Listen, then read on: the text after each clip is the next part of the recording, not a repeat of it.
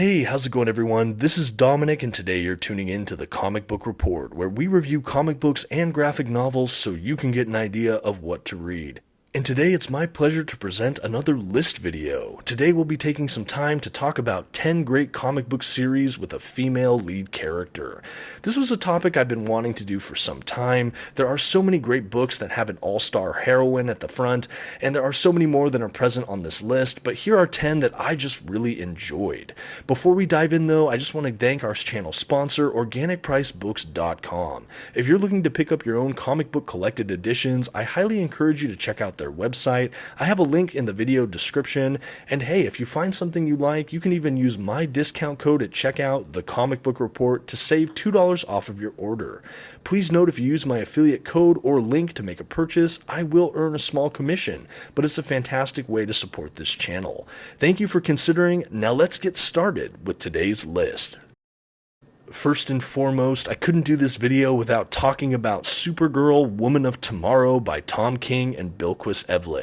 This is really a contender for my favorite read of 2023. Yes, it came out before then, but I only had the opportunity to read it this calendar year, and I've been floored by this. It's shown up in so many of my list videos. I did a review for it once upon a time, and really, I can't stop talking about this book. I do have it in a standard size paperback, though I believe a hardcover edition is forthcoming, maybe in this next year. I may double dip that, I might have to. I just love this book so much. Basically, this story, if you don't know, is kind of a coming-of-age story, a revenge narrative, and just a really good commentary on strength and hope and so much more. Basically, a young girl from a distant planet loses her father to a really, really horrible villainous man, and she plots revenge. Within that quest for vengeance, we also have Supergirl, who partners with her, helps save her life, and the two of them basically travel across the stars, trying to find this man who murdered her father. Across this travel narrative, we have Supergirl's influence on this young woman. It's just undeniable. She really just pours out everything who she is in front of this girl, and it's hard not to be moved or transformed by it. We see such incredible compassion, strength, wisdom through the character of Supergirl, who is at herself a time of crossroads and conflict within herself, and it's really just stunning. I can't do this story enough justice. You have to experience it for yourself. The narrative is not only wonderful, the prose itself is absolutely lyrical and beautiful. There's time with the interior narration of this work where it feels like you're reading poetry in the best way possible. I absolutely love it. And I think paired with the incredible visual art style from Evely, you just have a 1-2 punch here. It's a really unique example of when the prose and the illustrations match perfectly for a unified storytelling experience. Love, love, love this book. Again, can't speak highly enough about it. Have to check out Supergirl, Woman of Tomorrow. Next up on our comics with great female characters list, I have to talk about Wonder Woman, the New 52 era. This is Volume 1, Blood, written by Brian Azzarello with art from Chiang, and wow, this is frankly a wonder. This is one of my favorite titles that spun out of DC's New 52 era, and really it's my favorite Wonder Woman run that I've had the privilege of reading. It is quite a bit different than what's come before, but I think it is such a fresh take, and it's a perfect place for new readers to jump on board.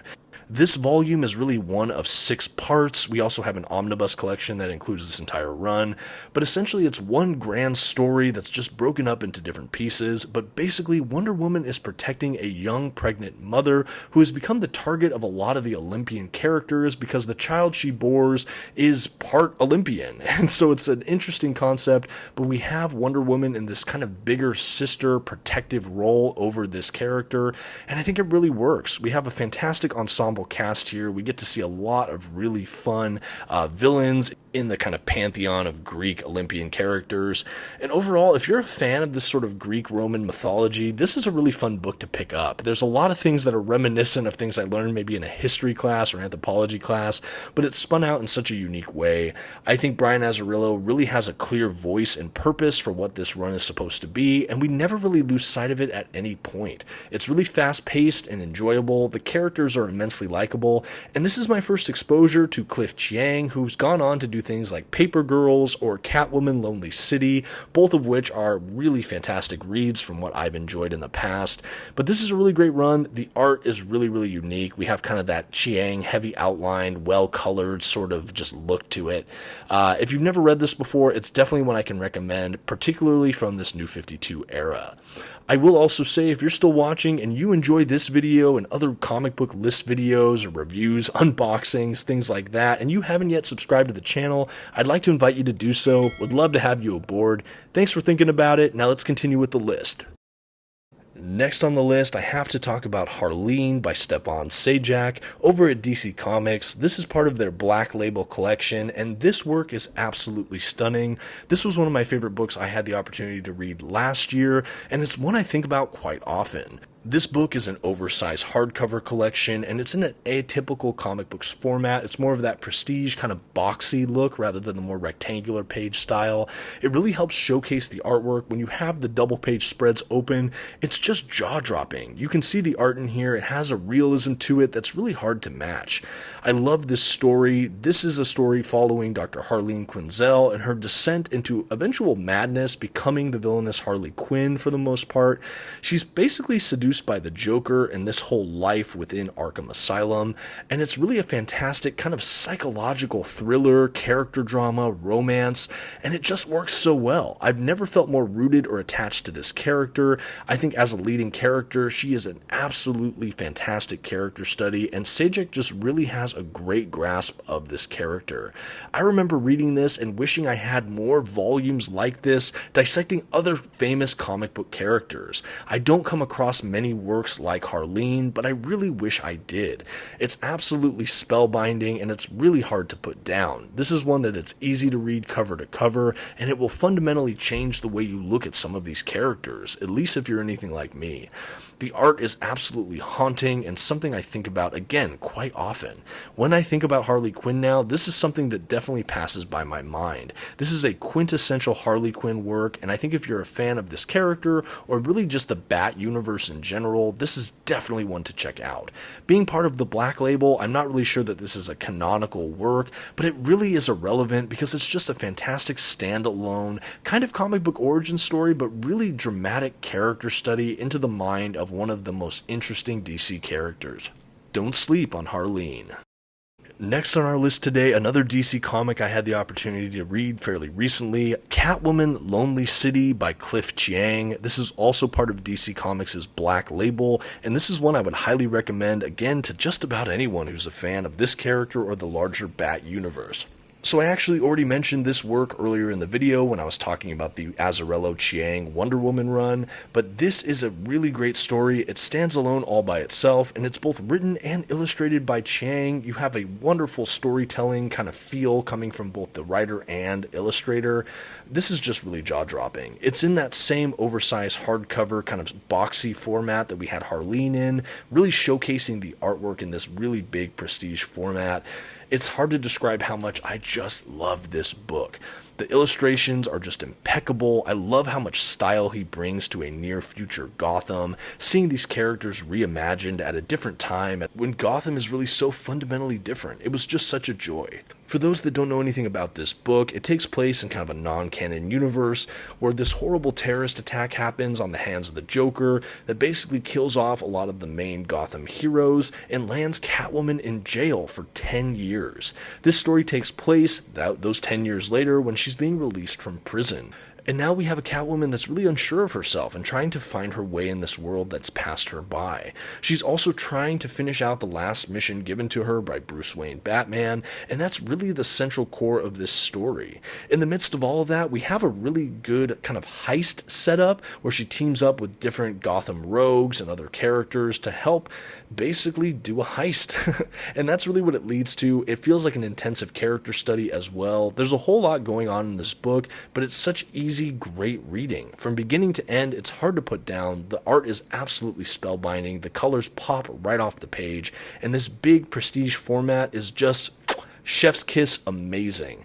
I highly recommend this story, again, to anyone who likes these characters, but in general, if you're a comic book fan looking for a great one-off story, highly recommend Catwoman Lonely City. Okay, next on the list, and the last I have from DC Comics, we have Batgirl by Gail Simone Omnibus. This is such a fun run. Again, it comes out of DC's New 52. I know that's a divisive period for a lot of comic book fans, but it's the era when I really started collecting comic books for myself. I will always have a soft spot for it, and this run is really fantastic. I am admittedly still making my way through this gigantic tome, but I'm absolutely loving every ounce of what I've read so far. This run really does give us the return of Barbara Gordon Batgirl after she has the use of her legs given back to her after all of the stuff that happened with the Joker. She's now back under the cowl, and this time she's really trying to redefine her role as Batgirl after everything that came before. But within this run, we also have a lot of different views on trauma and kind of healing and trying to move past what has happened, well, in the past. It's really, really well done, and I think the art throughout it is absolutely beautiful. This omnibus itself is really, really stunning. I love the dust jacket work. I love all the cool colors and all of the different end pages and the different interstitial pages throughout this book. It really is just a beautiful collection. I am a fan of Barbara Gordon Batgirl, and this is one of the runs that really made that the case. This really is a defining run for this character, at least in my mind.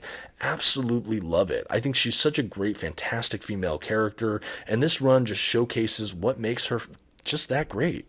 I mean, just take a second and really look at this artwork. It really is just something to behold. I know for me, again, I tend to really love Batman. I'm really Batman-centric in the DC Universe arena, as you can probably tell from this video, after already doing Harleen and Catwoman. But this is another Bat-adjacent book that I think is a must-read for a lot of DC comic fans out there. If you've never had an opportunity to pick it up, of course, there's this omnibus. They also released standard-size hardcovers and paperbacks of this run, different volumes of it. You can probably still find them out there. I don't know what's still in print, if any, but you can usually find them from secondary markets. At any rate, definitely check out Gail Simone's Batgirl. Next on our great female characters list, I have to include Captain Marvel by Kelly Sue DeConnick. This is my first Marvel book on this list. I really, really enjoyed my run through this. This is a Marvel omnibus, so of course we have an oversized hardcover format, and it includes the entirety of the Kelly Sue DeConnick run. I know that this is a divisive run, but I thoroughly enjoyed it, at least from my own read-through. This is the first run, the first solo titled Captain Marvel book that has Carol Danvers in the role of Captain Marvel, taking on that moniker and mantle for herself. This is a really fun book. There were so many different artists attached to it, all written, of course, by Kelly Sue DeConnick, and that was a really interesting effect I had reading this book cover to cover, because we had that singular voice from Kelly Sue DeConnick interpreted in so many ways through all of these really, really different dynamic pencilers and artists, and I think the visual style throughout this collection is really, really diverse, and in some ways that can throw you out of the narrative. But for me, I just got a showcasing of so many wonderful, talented creators across this industry, and frankly, it was just something pretty special. As far as the storyline goes, again, we have Carol Danvers taking on the mantle of Captain Marvel, and we have her having so many adventures on Earth and then throughout space. This is a really unique time in the history of this character, and I, for one, could not stop reading it. I actually enjoyed reading this so much, I picked up the Kelly Thompson Omnibus Volume 1 to continue adventures with this character. This is the run, though, Kelly Sue DeConnick, that made me a big fan of Carol Danvers. We have such a strong heroine here and a great supporting cast of characters, a couple really fresh, exciting, interesting villains, and something that I think is just such a cool corner of the Marvel Universe. I think that this is a powerhouse character that was redefined in this run in a way that I just thoroughly enjoyed. I know that some people don't always love this run, or they feel like they damaged Carol Danvers as a character, but again, I for one thought that this was such a refreshing place to start for any people that want to check out Carol Danvers and Captain Marvel. Really a fun book. I couldn't recommend it enough. I did do a full review of this on my channel for those interested. Next up, we have the Spider-Gwen Omnibus from Marvel Comics. This is a real fun one, folks. I'm also still making my way through this omnibus. It's quite a big one, but with the success of all the Spider-Verse movies, Spider-Gwen is definitely successfully crested into pop culture mainstream, and I think that this is a really fun run for those that are interested in checking out this character. This is considered Volume 1. I know this omnibus is currently out of print, but you can find different collections out there. I think there's actually a modern epic collection for for the early run of Spider-Gwen here that's still in print at the time of this video. At any rate, this is a fun collection that gives us the origins of Spider-Gwen along with her first solo series. Really like this character. I think for me, one of the selling points for this omnibus is just the incredible artwork and visual style we have throughout it. There's really just a coolness to the whole setup of this. The art really pops, the coloring is super vibrant and polished, and it's just really stylish. I can't really put this book down. Every image in it just seems to scream and pop off the page in the best way, and we have a really grounded, cool central character. I like that we have kind of an alternate universe Gwen Stacy who is still carrying kind of the burden of being a spider person, and while this does feel like a weird spin-off, in many ways it is its own thing, and it just really works. I love this character as a heroine. I love that they found a way to really empower Gwen Stacy, albeit from a different universe, and this is really a character to remember. And again, because of those Spider-Verse movies and so much more, this is a character that's getting more and more mainstream appeal, and this is where it all started. I highly recommend you check it out for those interested. Really a great book, a solid female character, and in Marvel, it's one of my characters to look out for. I really enjoyed this book, and I think this character has something to offer just audiences in general, but particularly if you're a fan of Spider-Man or that whole Spider universe. Really good book. Don't sleep on Spider-Gwen Omnibus. Next up, I could not do a list like this without mentioning the all-new Wolverine by Tom Taylor. This is the omnibus that includes his entire run, but in here we have Laura Kinney as Wolverine. This run is absolutely fantastic and one of my favorite female-led series over at Marvel Comics I have ever read. I read this omnibus a couple years back now. I reviewed it on the channel, but I think about it often. I had read some of the early X-23 stuff, which was also quite good, but having her take on the moniker and mantle of Wolverine, it just really kicked it into a whole new level for me. Tom Taylor is definitely a comic creator to watch in my mind. After enjoying things like Injustice, Deceased, and Nightwing, I knew I had to check this out. This book is really fantastic. I really want to see him write more and more at Marvel. I know he's written a couple other things, but this run really stands out. Again, we're following the female Wolverine, the clone Laura Kinney, now that she has the mantle of Wolverine. We have her with just a bunch of great supporting characters, fighting her way across the Marvel Universe to varying degrees. We have a lot of really good personal storylines that are directly related to the kind of horrific, tragic origins of Laura Kinney. We have stuff that's just going on around her within the Marvel Universe. We have her fighting the Brood. We have her just doing so many different things. This is just really great standard Marvel fare, but it's something that absolutely sticks out in my mind.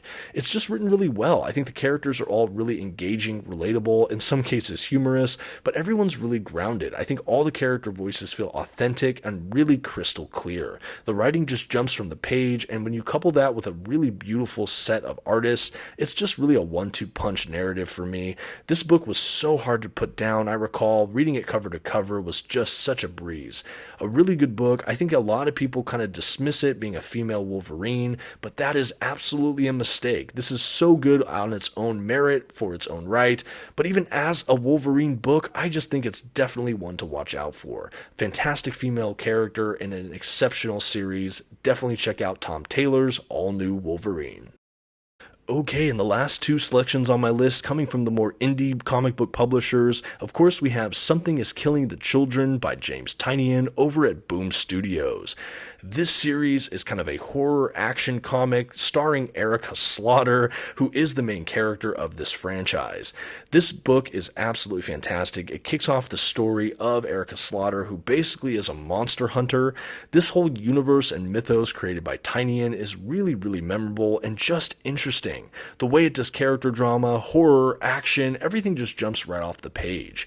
Caring about the central character, even as she goes through just gruesome events trying to fight all these monsters, well, frankly, it's just impressive. The main character is so likable and strong and interesting, and I think Tynion absolutely handled her with care. This book is just something to remember. The first 3 volumes of this hardcover are also included in a deluxe hardcover edition that you can find still, and basically the first 3 paperbacks or the first big hardcover is all one big story arc. Highly recommend this for fans of horror or people trying to find something a little bit different off the beaten path of Marvel DC. This definitely has some mainstream comic book appeal. This is a gigantic, huge book that has so much popularity. but I for one absolutely remember it as one of my favorite action horror books I've read in recent years. The art is absolutely spellbinding. I think the coloring is so moody and interesting, using such a cool color palette for the most part. It just really pops off the page. There's something very atmospheric and intense about this storytelling, and I think in the way everything's laid out, and the way that the narration, dialogue, action, and the way it's all kind of set up, paced, it's just really, really impressive. I think that this is something that you have to really read to believe. I think it absolutely excels, or is just really better than the premise would even suggest. It really is something to behold, and you have to read it to yourself to even just understand what I'm talking about to a degree. Something is Killing the Children is definitely a series to take a look at. And last on our list, but certainly not least, we have Nocterra by Scott Snyder and Tony S. Daniel. This is another kind of horror action series. They also have a good mix of dystopian future in this one. I don't even know how to best set this up other than that it stars our main character, Val Riggs, who's basically someone who traverses this world that's covered by eternal night, in which monsters have kind of overrun the entire world, other than a couple sparse remnants of humanity that live in these small, lighted communities that escape the dark. She's part of this convoy that drives out across the darkness in light-covered kind of semi-trucks to basically move cargo, rescue people, try to find survivors, things like that. But we also have this really cool kind of conspiracy narrative trying to beat against the dystopian apocalypse that's upon them. And this central character is just really fantastic. She's an action-packed heroine in kind of an action franchise, I would say, but there's a lot of warmth and heart here. The world building is absolutely fantastic. It reads in many ways like a fantasy dystopian kind of fiction, and it just really works. I think that this does have a lot of popularity, but I think that more and more people need to discover this series. At the time of this recording, there's been 2 volumes of paperbacks released for this series, with a 3rd one on the way shortly, but this series is just exceptional. It is coming from Scott Snyder, who is a personal favorite of mine. Ever since I read Batman: The Court of Owls, I was absolutely hooked on this writer, and this series certainly doesn't disappoint. The art from Tony S. Daniel is absolutely beautiful, and I think that it's such an immersive read, and so much of that comes from the visual storytelling and the world building that we see visually. I think it's absolutely commendable, and it really feels very distinctive. This character, again, packs a whole heck of a punch, and it's such a memorable read for me. I look forward to finishing the story arc in years to come, but it's one I absolutely think should make this list, and it's a title I want more and more people to discover for themselves. I have reviewed the first 2 volumes on this channel. You can check that out for yourself. Man, I really love Nocterra. And that's really going to round out our list of 10 great comic books starring a female lead character. There are so many incredible books that could have made this list, and I would love to hear some of yours in the comments below. This is just a handful of mine that easily came to mind that I've just really loved recently for one reason or another. I try to get a good handful from DC, Marvel, and some of the independent publishers, but again, I'm sure I'm missing a lot of great female-led, charactered comic book runs out there. So let me know again in the comments below. I would love to have the comment section of this video basically read like a great recommendations list for comics of this type. Also, generally let me know what you think about this video or videos like this. I'm still really loving just churning out these list videos, but let me know what you think, or even having recommendations for other lists you'd like to see. I definitely have a handful of videos I'm thinking of, but I'm always interested in feedback from all of you. And until next time, thank you so much for watching. It really means the world to me, and thank you for listening to the Comic Book Report. Please don't forget to leave your like and maybe give this video a share, and until next time, have a good one.